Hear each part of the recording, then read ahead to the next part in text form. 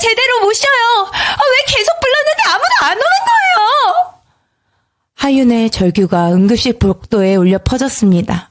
간호사가 병상으로 달려가 도윤을 확인하는 순간 얼굴이 새하얗게 변했습니다. 코드블루, 코드블루. 순식간에 의료진이 몰려들었고 심폐소생술이 시작됐습니다. 내 아들 5살 아이의 작은 가슴이 의사의 손에 눌렸다 올라왔다를 반복했습니다. 도윤아! 도윤아! 하윤은 밖으로 쫓겨나며 비명을 질렀습니다. 대체 무슨 일이 있었던 걸까요? 평범한 금요일 밤 열이 난 아이를 응급실에 데려온 엄마에게 무슨 일이 벌어진 걸까요? 이 충격적인 사건의 전말이 궁금하시다면 잠시만 시간 내어 좋아요와 구독 버튼 눌러주세요. 여러분의 작은 관심이 이런 이야기를 계속 전할 수 있는 힘이 됩니다. 이제 시간을 되돌려 보겠습니다. 모든 것이 시작된 그날 밤으로 2025년 3월 15일 금요일 밤 10시 하윤은 싱크대에서 설거지를 하며 작은 원룸을 정리하고 있었습니다. 엄마, 나 로봇 만들었어요. 도윤이 레고 블록으로 만든 서투른 로봇을 자랑스럽게 들어 올렸습니다. 우와, 우리 도윤이 천재 아니야? 하윤은 손을 잡고 아들을 꽉 안아줬습니다. 이혼 후 2년, 둘만의 생활이 힘들었지만 행복했습니다. 도윤이 씻고 나와 잠옷을 입었고 하윤은 아들을 침대에 눕히고 동화책을 읽어주기 시작했습니다. 그런데 한 페이지를 넘기는 순간이었습니다. 엄마, 어지러워요. 도윤의 목소리가 이상했습니다. 하윤이 놀라 이마를 짚어봤습니다. 뜨겁게 달아올라 있었습니다. 체온계를 가져왔습니다. 39.8도, 고열이었습니다. 괜찮아. 엄마가 해열제 얼른 줄게. 하윤이가 서랍에서 약을 꺼내려는 순간 도윤의 몸이 갑자기 뻣뻣해지더니 경련을 시작했습니다. 도윤아! 도윤아! 온몸이 떨리고 눈이 위로 치켜 올라가고 입에서 거품이 나왔습니다. 하윤은 떨리는 손으로 119에 전화를 걸었습니다. 여보세요? 아이가 경련을 해요. 빨리 와주세요. 평범한 금요일 밤이 악몽으로 변하는 순간이었습니다. 구급차가 도착하는 10분이 연겁처럼 느껴졌습니다. 열성 경련으로 보입니다. 서울중앙병원으로 가겠습니다. 응급실에 도착했을 때는 밤 11시 30분. 5세 남아 열성 경련으로 이송됐습니다. 하윤은 떨리는 다리로 도윤을 따라갔지만 간호사가 막아섰습니다. 보호자분, 밖에서 기다려주세요. 제가 같이... 아니요, 치료에 방해됩니다. 문이 닫혔습니다. 30분이 지났습니다. 1시간이 지났습니다. 아무도 나와서 설명해 주지 않았습니다. 새벽 1시가 넘어서야 강민준 레지던트가 나왔습니다. 열성 경련이 좀 길어졌는데 해열제 투여하고 안정됐습니다. 일단 관찰하고 내일 아침에 퇴원 가능할 겁니다. 하윤은 도윤이 누워있는 병상 옆 의자에 앉았습니다. 그런데 새벽 4시쯤 도윤의 호흡이 갑자기 거칠어졌습니다. 간호사님!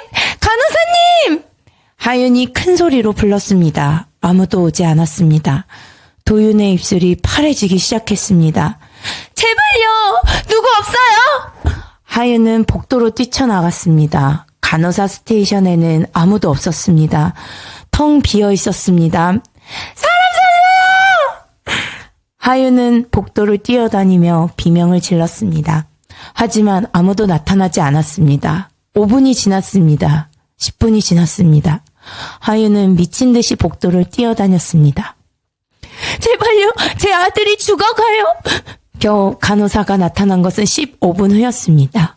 그리고 바로 지금 이 순간이었습니다. 아이가 숨을 제대로 안 쉬어요. 코드블루, 쿠드블루, 순식간에 의료진이 몰려들었고 심폐소생술이 시작됐습니다. 보호자분, 나가주세요. 하윤은 다시 밖으로 쫓겨났습니다. 20분의 방치, 그것이 5살 아이의 인생을 완전히 바꿔놓았습니다. 30분 후 응급의학과 과장 정태윤이 나왔습니다. 일단 소생은 했습니다. 하지만 뇌의 산소 공급이 일시적으로 중단됐습니다. 하윤의 머릿속이 하얗게 변했습니다. 그게 무슨 소리예요? MRI를 찍어봐야 정확히 알 수 있습니다. 중환자실로 옮기겠습니다. 정태윤은 더 이상의 설명 없이 돌아섰습니다. MRI 결과가 나왔습니다. 저산소성 뇌 손상입니다. 뇌에 산소가 공급되지 않아서 일부 손상이 생겼습니다. 회복이 어려울 수도 있습니다. 의식을 찾더라도 후유증이 남을 가능성이 높습니다. 하윤의 세상이 무너졌습니다. 어떡해. 그냥 열 만났는데. 열성 경련이 심했습니다. 불행히도 뇌로 가는 산소 공급에 문제가 생긴 겁니다. 그럼 왜 아무도 안 왔어요? 제가 계속 불렀잖아요. 새벽에 아이가 숨을 못 쉬는데 20분이나 방치했잖아요. 하윤이 소리쳤습니다. 정태윤의 표정이 굳었습니다. 저희는 최대한 빨리 왔습니다. 다른 환자들도 많았고. 변명하지 마세요. 제 아들 상태가 악화됐는데 아무도 신경 쓰지 않았잖아요. 보호자님, 지금 흥분이라고요? 제 아들 평생이 달린 문제잖아요. 하윤은 울먹이며 소리쳤습니다. 그런데 정태윤의 말은 더욱 충격적이었습니다. 보호자님이 아이열을 방치하셨던 건 아닙니까? 사실 39도가 넘는 고열을 집에서 관리하셨잖아요. 이건 초기 대응이 늦었던 것입니다. 안타깝지만 유감입니다. 순간 하윤은 얼어붙었습니다. 병원이 자신에게 책임을 돌리고 있었습니다. 그게 무슨 말씀이세요? 갑자기 경련을 시작했어요. 제가 바로 119 불렀고. 어쨌든 초기 대응이 늦었던 것 같습니다. 정태윤은 더 이상의 대화를 차단하고 자리에서 일어났습니다. 병원은 책임을 회피하기 시작했습니다. 일주일이 지났지만 도윤은 깨어나지 못했습니다. 하윤은 회사를 그만두고 중환자실 밖에서 거의 살다시피 했습니다. 의료진들은 하윤을 피했습니다. 질문하면 제대로 된 답변을 주지 않았습니다. 하윤은 의무기록 사본을 요청했습니다. 받은 기록에는 이상한 점이 많았습니다. 새벽 4시 10분, 환자 상태 안정적. 거짓이었습니다. 그 시간 도윤은 숨을 제대로 쉬지 못하고 있었습니다. 4시 15분, 보호자 호출에 즉시 대응. 이것도 거짓이었습니다. 하윤은 최소 15분 동안 복도를 달려가며 도움을 요청했지만 아무도 오지 않았습니다. 이게 뭐예요? 다 거짓말이잖아요. 하윤이 원무과로 달려가 항의했지만 의무 기록에 문제 있으시면 담당 의사와 상담하세요. 담당 의사는 저를 안 만나준다고요? 저희가 어쩔 수 없습니다. 하윤은 막막했습니다. CCTV 열람도 요청했습니다. 죄송하지만 개인정보 보호 때문에 안 됩니다. 제 아들 치료 과정인데 이게 개인정보라고요? 규정상 불가능합니다. 병원은 무언가를 감추고 있었습니다. 모든 증거를 숨기려 하고 있었습니다. 그날 밤 복도에서 누군가 하윤이에게 다가왔습니다. 힘드시겠어요. 30대 중반의 여성이었습니다. 저는 이소영이라고 해요. 의료정의 시민연대 활동가예요. 혹시 도움이 필요하시면 연락주세요. 소영이 명함을 건넸습니다. 하윤은 그동안의 일을 모두 털어놨습니다. 도윤의 경영, 응급실에서의 방치, 새벽의 위급 상황, 그리고 병원의 이상한 태도까지 소영은 메모하며 조용히 들었습니다. 전형적인 의료과실 은폐 패턴이에요. 응급실에서 환자 감시를 제대로 하지 않은 겁니다. 새벽에 도윤군 상태가 악화됐을 때 즉시 대응했어야 하는데 방치했죠. 병원 책임이 가능성이 큽니다. 제가 뭘 해야 하죠? 저는 아무도 몰라요. 아무것도 몰라요? 일단 증거를 확보하셔야 해요. CCTV, 의무기록, 증인진술 법적으로 받아낼 수 있어요. 제가 아는 의료 전문 기자가 있어요. 함께 도와드릴게요. 소영이 하윤의 손을 꼭 잡았습니다. 정말 도와주실 건가요? 혼자 싸우지 마세요. 우리가 함께 할게요.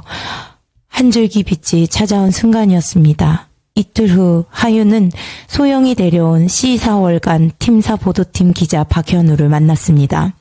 현우는 30대 후반 날카로운 눈빛을 가진 기자였습니다. 소영 씨한테 상황 들었습니다. 의무기록 좀 볼 수 있을까요? 하윤은 준비해온 서류를 건넸습니다. 현우는 꼼꼼히 살펴봤습니다. 이건 명백히 조작됐네요. 시간 기록이 너무 깔끔해요. 실제 응급실은 이렇게 정확하게 기록할 수가 없어요. 사후에 작성한 거죠. 그리고 여기 보호자 호출의 즉시 대응이라고 쓰여 있는데 실제로는 15분 이상 방치됐다고 하셨죠? 이게 결정적인 증거예요. 병원이 거짓 기록을 남긴 겁니다. 그럼 어떻게 하죠? 싸워야죠. 법으로. 소영이 변호사를 소개했습니다. 의료사고 전문 김수진 변호사였습니다. 40대 중반, 카리스마 있는 여성 변호사였습니다. 의무기로 검토해봤습니다. 명백한 의료과실이에요. 열성경령 환자는 지속적 모니터링이 필수입니다. 특히 새벽 시간대에 간호인력이 부족했다면 더 자주 체크했어야 해요. 의료분쟁 조정 중재원에 신청서 제출했습니다. 그리고 CCTV 확보를 위한 증거 보전 신청도 법원에 냈어요. 저는 돈도 없고 아는 것도 없어요. 저희가 도와드릴게요. 하윤의 손을 잡았습니다. 제가 할 수 있을까요? 할 수 있어요. 하윤 씨는 이미 충분히 강해요. 하윤은 눈물을 닦았습니다. 하겠습니다. 제 아들을 위해서라면 뭐든 하겠어요. 다음 날 하윤은 병원 앞에서 1인 시위를 하기 시작했습니다. 제 아들은 병원 과실로 의식불명입니다. 진실을 밝혀주세요. 처음에는 떨렸습니다. 지나가는 사람들의 시선이 부담스러웠습니다. 하지만 소영과 현우가 옆에서 함께 섰습니다. 힘내세요. 우리가 함께 있어요. 점심시간이 되자 사람들이 모이기 시작했습니다. 무슨 일이세요? 한 여성이 다가와 물었습니다. 하윤은 떨리는 목소리로 상황을 설명했습니다. 세상에, 병원이 그럴 수가. 힘내세요. 응원합니다. 그렇게 한 명, 두 명 사람들이 공감을 표했습니다. 현우는 그 모습을 사진과 영상으로 기록했습니다. 오후 2시쯤 병원 관계자가 나왔습니다. 여기서 시위하시면 안 됩니다. 다른 환자들에게 불편을 주고 있어요. 진실을 밝히면 그만두겠어요. 하윤이 단호하게 말했습니다. 원만히 해결하시죠. 이렇게 하면 서로 좋을 게 없어요. 이미 원만한 방법은 다 거부하셨잖아요. CCTV도 제대로 된 설명도 안 해주셨어요. 현우가 끼어들었습니다. 당신은 누구세요? 시사월간 팀사 보도팀 박현우 기자입니다. 현우가 명함을 건넸습니다. 병원 관계자의 얼굴이 새하얗게 굳었습니다. 기자라고요? 네, 이 사건 취재하고 있습니다. 관계자는 당황하며 급히 병원 안으로 들어갔습니다. 언론의 힘이 움직이기 시작했습니다. 일주일 후 법원 명령으로 CCTV 영상이 확보됐습니다. 수진 변호사 사무실에 4사람이 함께 영상을 확인했습니다. 새벽 3시 50분 도윤의 병상이 보였습니다. 모니터가 이상 신호를 보내기 시작했습니다. 3시 55분 하윤이 자리에서 일어나 복도로 나갔습니다. 4시 하윤이 간호사 스테이션을 뛰어갔지만 아무도 없었습니다. 텅 비었습니다. 4시 5분 하윤이 복도를 돌아다니며 도움을 청했습니다. 미친 듯이 뛰어다녔습니다. 4시 10분 여전히 아무도 나타나지 않았습니다. 4시 15분 겨우 간호사가 나타났습니다. 4시 17분 의사들이 도착해 심폐소생술을 시작했습니다. 이것 보세요. 최소 20분 이상 방치됐어요. 간호사 스테이션이 비어있는 게 말이 돼요? 중환자가 있는데? 분노했습니다. 이건 명백한 과실이에요. 환자 감시 의무 위반입니다. 수진이 단호하게 말했습니다. 현우는 그 장면들을 모두 캡처했습니다. 이제 충분한 증거가 모였어요. 며칠 후 현우의 기사가 실렸습니다. 응급실 새벽 방치로 5세 아동 뇌손상, 병원은 은폐 시도. 기사는 상세했습니다. CCTV 캡처 화면과 함께 의무기록 조작 의혹까지 다뤘습니다. 새벽 4시 5살 아이가 죽어가고 있었다. 엄마는 필사적으로 도움을 청했다. 하지만 간호사 스테이션은 텅 비어 있었다. 20분 동안 아무도 나타나지 않았다. 그 20분이 아이의 뇌를 망가뜨렸다. 병원은 이 사실을 숨기려 했다. 의무기록을 조작했다. 즉시 대응했다고 거짓으로 기록했다. 하지만 CCTV는 진실을 말하고 있었다. 기사는 SNS에 빠르게 퍼졌습니다. 샵 서울중앙병원 의료사고, 샵 도은이를 구해주세요. 수천 개의 댓글이 달렸다. 말도 안 돼. 어떻게 환자를 20분이나 방치해? 병원이 은폐하려고 했다니 이게 나라냐? 엄마의 심정이 어떨까? 내가 다 힘들다. 이런 병원은 문 닫아야 한다. 의료진 면허 박탈해라. 여론이 폭발했습니다. 병원은 급하게 입장문을 냈습니다. 해당 사안에 대한 내부 조사 중이며 사실관계가 확인되는 대로 조치하겠다. 하지만 대중은 만족하지 않았습니다. 내부 조사? 그동안 뭐 했어? 이미 은폐하려고 했잖아. 믿을 수가 없다. 기자가 아니었으면 덮으려고 했을 거 아니야. 압박이 거세지자 병원은 하윤에게 연락했습니다. 보호자님, 한번 만나서 이야기하시죠. 정태윤 과장이 조심스럽게 말했다. 병원 회의실에서 병원장 이종민, 법무팀이 앉아 있었다. 하윤은 수진 변호사 소영과 함께 들어갔다. 먼저 사과드립니다. 이종민이 고개를 숙였다. 응급실 운영에 미흡한 점이 있었습니다. 미흡한 점이요? 하윤의 목소리가 떨렸다. 제 아들이 20분 동안 완전히 방치됐는데 미흡한 점이라고요? 간호사 스테이션이 텅 비어 있었는데 미흡한 점이요? 제 아들 뇌가 망가져가고 있는데 미흡한 점이라고 말씀하시는 거예요? 새벽 시간대에 인력 배치에 문제가 있었습니다. 인정합니다. 그래서요? 인정하면 끝인가요? 제 아들은요? 제 도윤이는 어떻게 되는 건데요? 평생 장애를 안고 살아갈 수도 있다고 하셨잖아요. 인정한다고 끝인가요? 하윤이 울먹였습니다.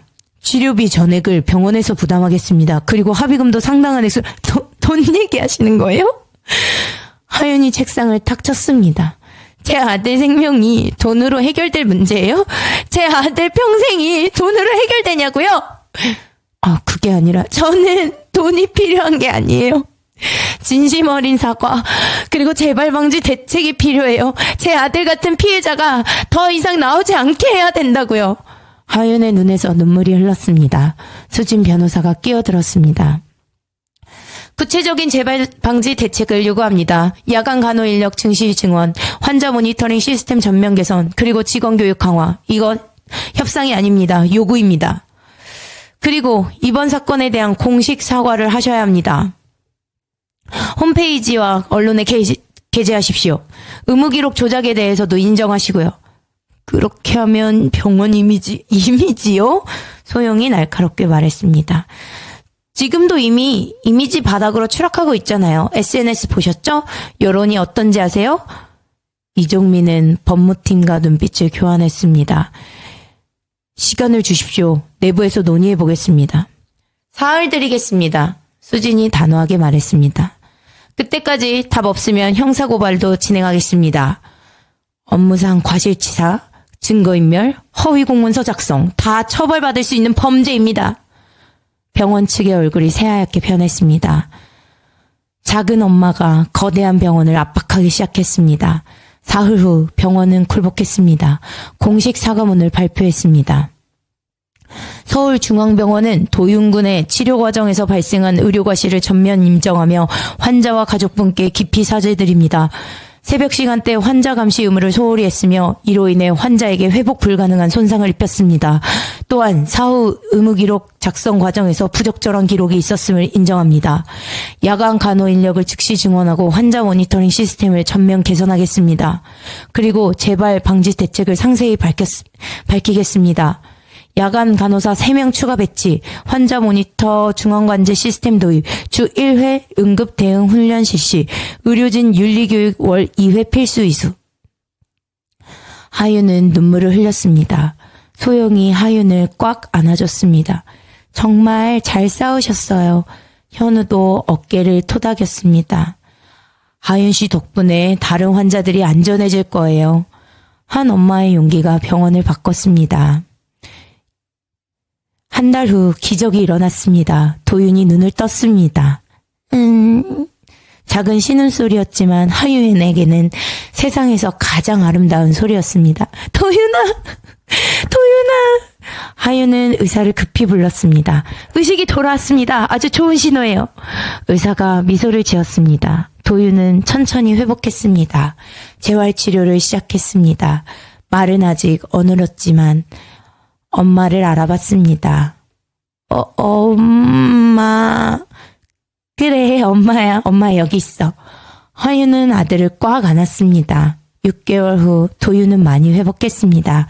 아직 완전하지는 않았지만 걸을 수 있었고 간단한 문장을 말할 수 있었습니다. 의사는 긍정적인 전망을 내놨습니다. 계속 재활하면 거의 정상 생활이 가능할 겁니다. 병원은 치료비를 전액 부담했고 재활센터 비용도 지원했습니다. 그리고 법원은 최종 판결을 내렸습니다. 피고인 서울중앙병원은 원고에게 손해배상금 2억 원을 지급하라.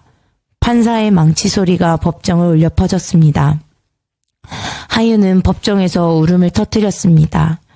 이겼어요. 우리가 이겼어요. 하지만 하윤에게는 더 큰 변화가 있었습니다. 소영의 제안으로 하윤은 의료정의시민연대에서 활동하기 시작했습니다. 제 경험을 나누고 싶어요. 다른 가족들이 저처럼 힘들어하지 않도록요. 하윤은 의료사고 피해 가족들을 상담하고 정보를 제공했습니다. 혼자 싸우지 마세요. 저희가 함께 할게요. 현우는 의료사고 시리즈 기사를 계속 썼습니다. 하윤의 사례는 많은 변화를 이끌었습니다. 보건복지부는 응급실 환자 감시 강화 지침을 마련했습니다. 국회에서는 의료사고 피해구제법 개정안이 발의됐습니다. 작지만 의미 있는 변화들이었습니다. 1년 후 도윤은 7살이 되었습니다. 이제 혼자 걸을 수도 있었고 또래 아이들과 차이가 많이 없었습니다. 엄마, 나 이제 유치원 가고 싶어요. 도윤이 밝게 웃으며 말했습니다. 그래, 우리 다음 달부터 갈 수 있을 것 같아. 하윤이 아들을 꽉 안았습니다. 그날 저녁 도윤을 재운 후 하윤은 베란다에 나갔습니다. 별이 밝았습니다. 제가 해냈어요. 하윤은 별을 보며 중얼거렸습니다. 싸움은 힘들었습니다. 외롭고 무서웠습니다. 하지만 포기하지 않았습니다. 그리고 혼자가 아니었습니다. 소영, 현우, 수진 변호사, 그리고 응원해준 수많은 사람들 모두가 함께 싸웠습니다. 도윤아, 세상은 완벽하지 않아. 불공평하고 부조리해. 하윤은 잠든 아들을 바라보며 속삭였습니다. 하지만 우리가 바꿀 수 있어. 한 사람 한 사람이 목소리를 내면 세상은 조금씩 바뀌어. 내일도 하윤은 싸울 것입니다. 더 나은 세상을 위해, 도윤과 같은 아이들을 위해, 그리고 자신처럼 절망했던 누군가를 위해. 여러분, 이 이야기는 실화를 바탕으로 한 픽션이지만 우리 사회의 현실을 반영하고 있습니다. 의료사고로 고통받는 가족들이 실제로 존재합니다. 한 사람의 용기가 변화를 만들 수 있습니다. 포기하지 마세요. 당신도 할 수 있습니다. 이 이야기가 도움이 되셨다면 좋아요 눌러주세요. 댓글로 여러분의 생각을 들려주세요. 구독하시면 더 많은 이야기를 만나실 수 있습니다. 여러분이 엄마 하윤이었다면 어떻게 하셨을까요? 혹시 비슷한 경험이 있으신가요? 댓글로 공유해 주시면 함께 이야기 나눠요. 이 콘텐츠가 도움이 되셨다면 주변에 공유해 주세요. 많은 분들이 알아야 하는 이야기입니다.